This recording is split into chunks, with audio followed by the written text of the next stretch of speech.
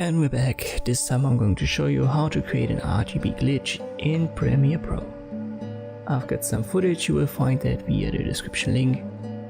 We only need around 5 or 6 seconds of it, so let me delete a bit on the end.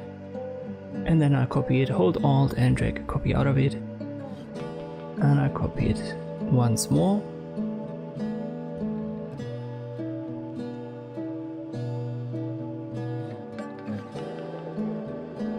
Don't worry about the audio track, we don't really need that. Afterwards go to Effect and type in RGB. Under Video Effects you will find the color balance. Drag and drop it on your footage and there it is in the effect controls. First one we want to make red only, so green and blue should be 0 and red 100%. Make sure your blending mode is set to linear dodge.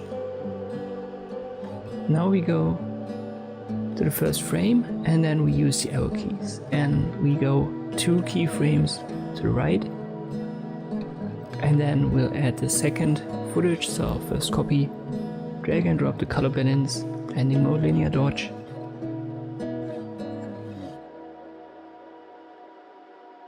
and then we'll make sure to have only a green color channel set to 100 and the other ones to 0. Once again go 2 keyframes to the right. And then we'll work on our second copy and we'll make it blue. Don't forget the linear dodge.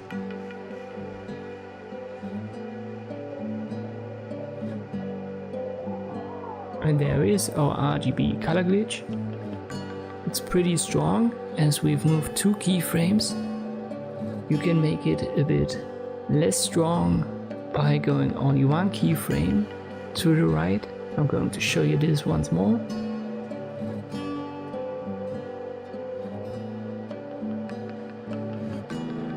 The process is completely the same, so we copy it 2 times.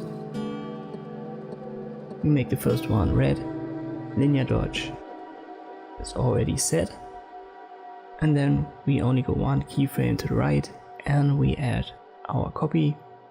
We make this one to blending mode linear dodge as well, and then we'll change the color channel to 100% green